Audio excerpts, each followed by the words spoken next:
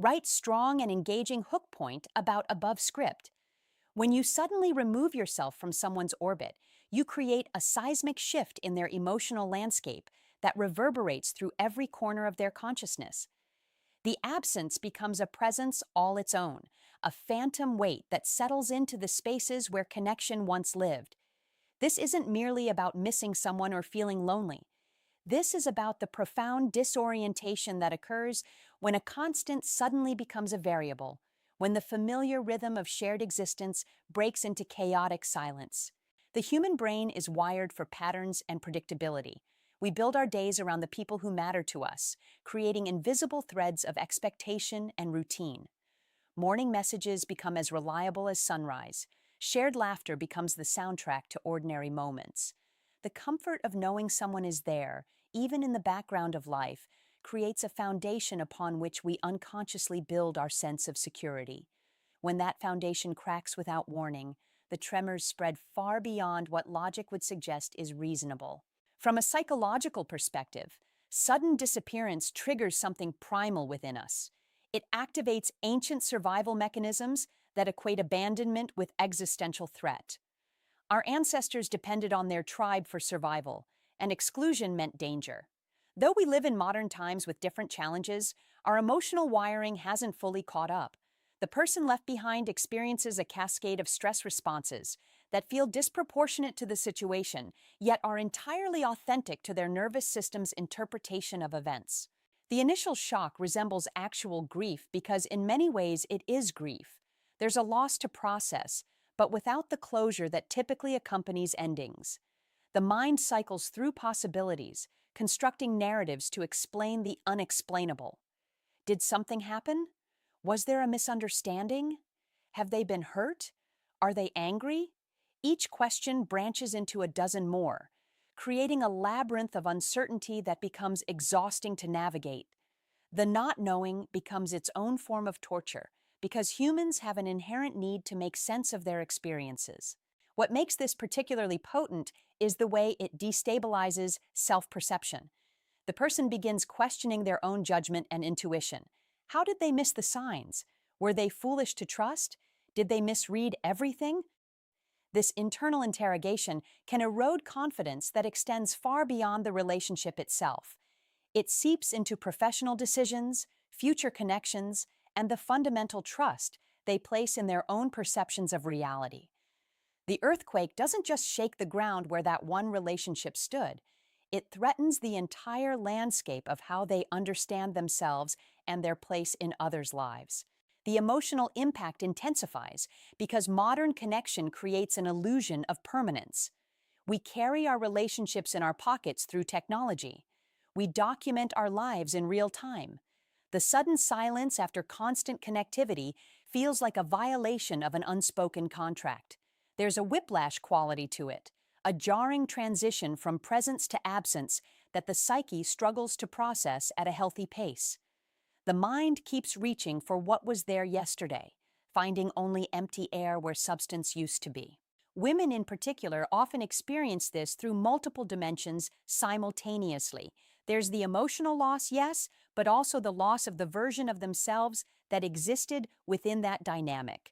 Relationships become mirrors through which we see ourselves reflected back, and when that mirror suddenly disappears, there's a disorienting moment of wondering which version of yourself is the real one. The self who was worthy of attention and care, or the self who apparently wasn't worth an explanation or goodbye. The aftermath involves a rebuilding process that requires immense strength. It demands learning to trust again, not just others, but oneself. It requires developing resilience in the face of uncertainty and finding solid ground within, rather than seeking it externally. The earthquake may have shattered the landscape, but from those fractures comes the opportunity to build something more authentic, more rooted in internal stability rather than external validation. This experience, while painful, holds transformative potential. It teaches boundaries in the most visceral way possible. It reveals the importance of choosing people who honor connection with consistency and respect. It illuminates the difference between fantasy and reality, between what we hoped someone would be and who they actually showed themselves to be through their actions. The emotional earthquake becomes the catalyst for a fundamental shift in how we approach relationships, demanding we raise our standards and trust our worth enough to walk away from anything less than genuine presence and care. Write strong and engaging hook point about above script. The moment you vanish without warning, you set into motion an intricate dance of emotions that collide, overlap, and transform within the person left behind. These aren't simple feelings that arrive one at a time and depart neatly.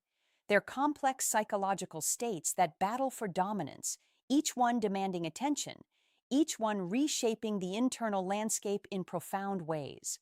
First comes the shock, that initial moment of disbelief where the mind refuses to accept what's happening. It's a protective mechanism, a buffer between normal life and the new reality that's crashing in. The brain keeps expecting the usual pattern to resume, checking for messages, looking for signs, convinced that this is temporary. This shock can last hours or days, creating a strange fog where everything feels slightly unreal.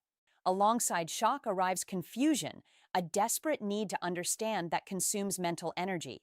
The mind becomes a detective, retracing every conversation, analyzing every interaction, searching for clues that might explain the inexplicable.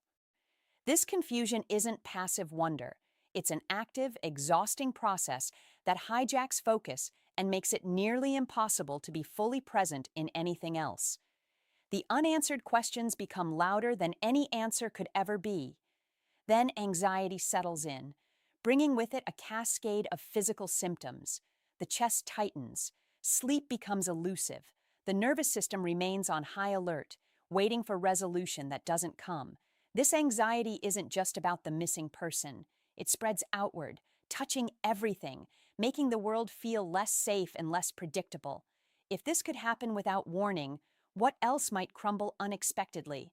Hurt emerges as a deep, aching wound that colors everything. This isn't superficial disappointment. It's the profound pain of feeling disposable, of having your worth seemingly evaluated and found wanting. The hurt whispers cruel things about deservingness and value, attacking self-esteem in ways that can take months or years to fully heal. It's the emotion that wakes you at 3 in the morning and makes ordinary moments suddenly overwhelming. Anger eventually breaks through, and it's often a relief when it does because anger has energy. It protests the injustice of being left without explanation or closure. It recognizes the disrespect inherent in ghosting someone who invested time, energy, and emotional vulnerability. This anger, when processed healthily, can become a powerful force for establishing boundaries and refusing to accept treatment that diminishes your humanity. Beneath the anger lies rejection, that primitive feeling of not being chosen, not being enough. Rejection activates the same neural pathways as physical pain, which explains why it hurts so viscerally. The brain interprets social rejection as a threat to survival because, evolutionarily speaking, it was. Being cast out from the tribe meant danger.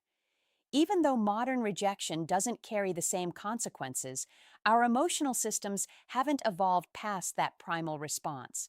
Self-doubt creeps in quietly, but does tremendous damage. It questions everything you thought you knew about yourself and your judgment. Were you too much? Not enough? Did you misread everything? This doubt can paralyze future connections because it undermines the trust you have in your own perceptions. It makes you second-guess instincts that were probably accurate all along. Relief sometimes appears, and this can feel confusing or guilt-inducing. Relief that you no longer have to wonder where you stand. Relief that someone who could disappear so callously revealed their character before you invested even more.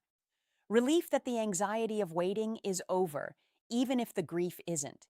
This relief is valid and doesn't diminish the other emotions you're experiencing. Grief washes over everything because this is a loss.